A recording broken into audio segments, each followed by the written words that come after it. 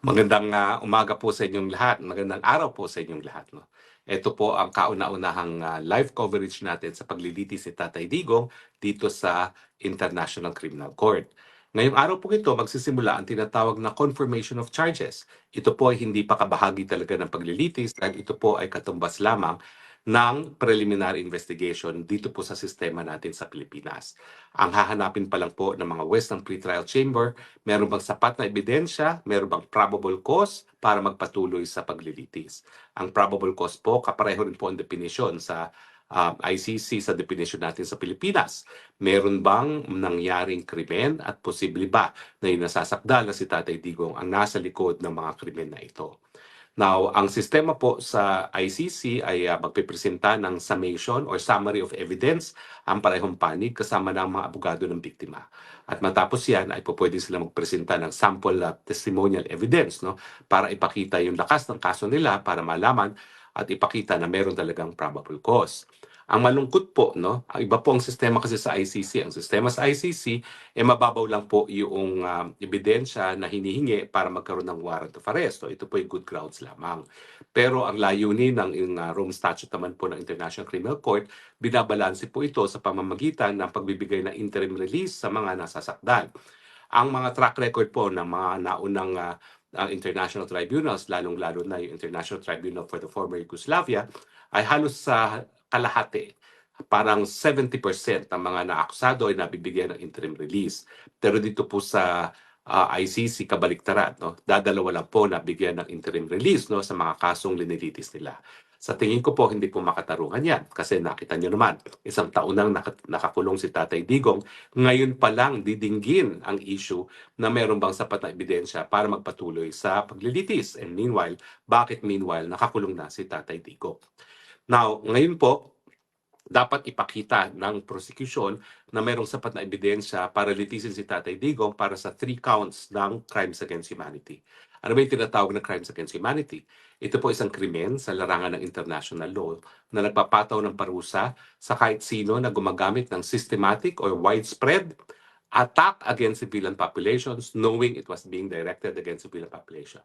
Dapat po merong siste o malawakang pag-atake sa sibilyan na alam nung taong umaatake na ang inaatake nila ay sibilyan at dahil sila ay sibilyan. Hindi po sapat na ipatunayan ang mga patayan. Ang importante po ay pinatay sila dahil sila ay mga sibilyan. Yan po talaga ang dapat patunayan ng prosecution at least kung merong probable cause at napakahirap po yan patunayan dahil ang drug war naman po, hindi naman po yan pagtatarget ng mga inosenteng sibilyan. Yan po isang lehitimong gawain ng gobyerno na labanan talaga ang mga nasa likod ng pinagbabawal ng droga at sa katunayan dito sa Vienna, Austria, nakabase yung United Nations agency para labanan nga ang mga nagpapakalat ng pinagbabawal ng droga. So, bagamat ang crimes against humanity ay talagang pinapatawan ng parusa, ito ay dahil tumatarget ang sibilyan dahil sila ay sibilyan. So hindi ko po alam kung anong ebidensya ang ipipresenta ng prosecution ngayon para ipakita na yung pananarget o yung mga namatay sa drug war ay pinatay dahil sila ay mga sibilyan at hindi dahil sila ay involved sa pangangalakal ng droga o di naman kaya nanlaban sa pulis. Ngayon po, inaasahan natin na yung 2 unang araw ay puro balitatakan po yan at sa susunod na 2 araw, sa Thursday at saka sa Friday, baka magpresenta ng sample evidence yung parehong panig.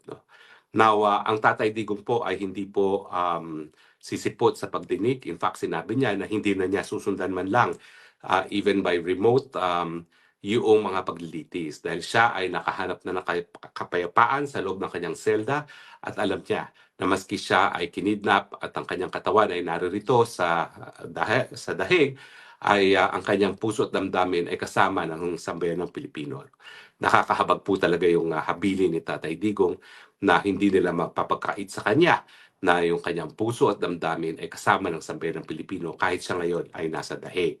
So ibig sabihin, ang Tatay Digong po nagdesisyon na hindi na aktibong sumapi sa mga pangyayari dito sa dahig dahil naniniwala siya na unang-una, wala naman talagang jurisdiksyon ang hukuman. Walang jurisdiksyon ng hukuman dahil ang sinasabi nga natin ay dahil voluntaryo po ang pagiging miyembro ng ICC, voluntaryo rin na po pwedeng umalis ang mga miyembro ng ICC. At kung ang ICC ay nais na magpatuloy ng kaso laban sa isang bansa na umalis na, kinakailangan gawin nila ito sa loob lamang ng isang taon matapos magdeposito ng instrument of withdrawal. Pero nangyari po kay Tatay Digong, alam natin na nag-antay pa ng pangalawang taon matapos na madeposito ang instrument of ratification bago sila humingi ng abiso na magpatuloy sa preliminary investigation.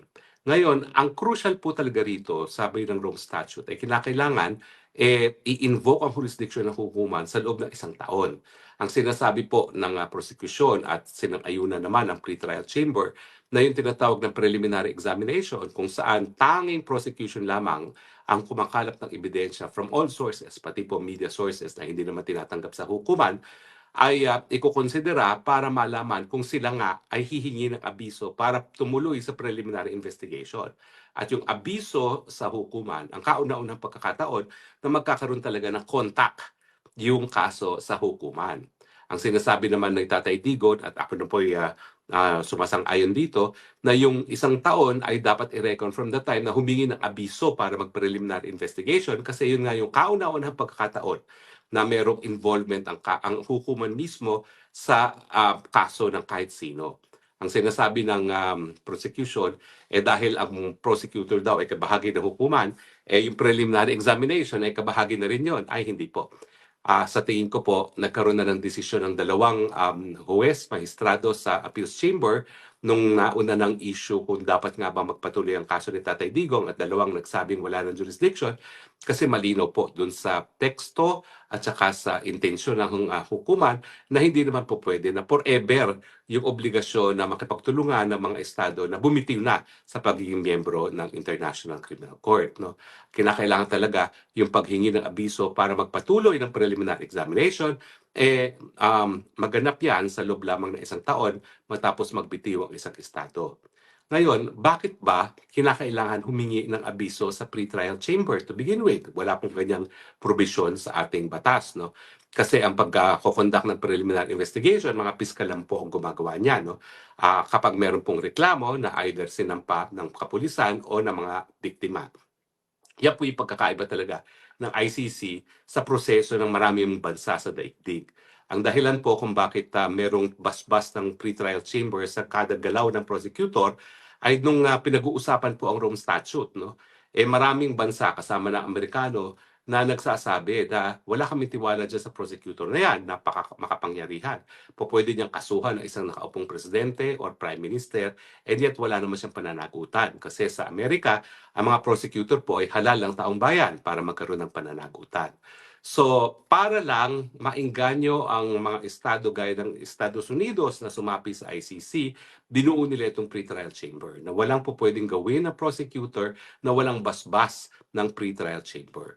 At ang kauna-unahang pagkakataon na kinakailangan kunin ng basbas ng hukuman ay para nga sa abiso na magtuloy sa preliminary investigation. Kaya nga po ang sinasabi namin, yung 1-year period reckon from dun sa kauna-unahang pagkakataon na merong hinihingi sa hukuman.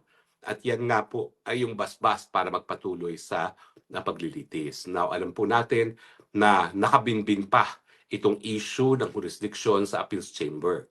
Nauna na pong hininga ng posisyon ng appeals chamber ang parehong panig at nagsumiti naman po. Pero ang isang indikasyon na pinag-iisipan talaga ng appeals chamber itong issue ng jurisdiction ay matapos magbigay ng kanya-kanyang posisyon ng lahat ng panig ay humingi pa ng karagdagang obserbasyon ang hukuman sa mga partido. No? At syempre, ulitin ko po, nung naunang pagkakataon na nagkaroon ng issue tungkol sa jurisdiction ng hukuman, 3 mahistrado nagsabi na merong jurisdiction ng hukuman, 2 mahistrado kasama ng chairman ng appeals chamber na mas bihasa sa larangan ng international law at international criminal law ay nagsabi na wala ng jurisdiction ang hukuman. So ako po, hindi ko naman sinasabing imposible, pero nakabinbin pa po yun ang issue ng jurisdiction.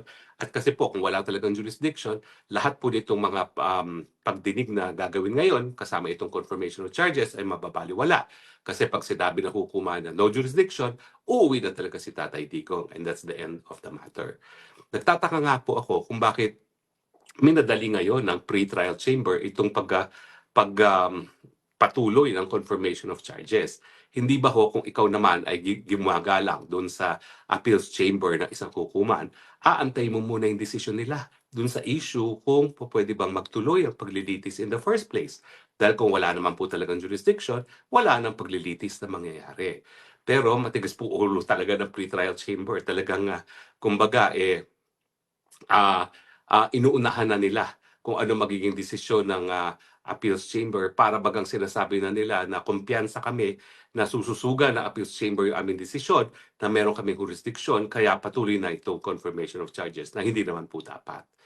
Isa pa pong nakakabahalang pangyayari ay kung nung kailan lamang dahil nga siguro dito sa kaso ni Tatay Digong, nagkaroon po ng bagong rule ang ICC na nagsasabi na ang service of warrant of arrest ay magiging confidential. So wala na pong makakaalam kung sino po talaga ang merong warrant of arrest. Ang makakaalam lang yan ay sa parte ng ICC at ng estado na hinihingin o hinihingan ng kooperasyon para mahuli isang tao.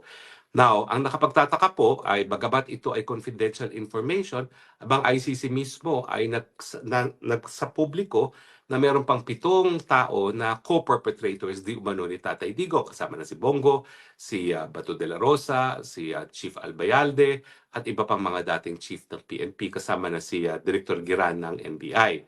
Ang nakapagtataka po dyan is, una-una, bakit ang hukuman mismo ang lumabag dun sa rule of confidentiality? Hindi natin maintindihan. At pangalawa, bakit linabag ang rule of confidentiality sa panahon na nag-aantay pa tayo ng desisyon ng appeals chamber doon sa issue of jurisdiction. Ulitin ko po kasi kapag nagdesisyon ang hukuman na no jurisdiction, uwi na po si Tatay Digong, case closed. So ano pa po ang didinggin ng ICC? Wala na po. At ako naman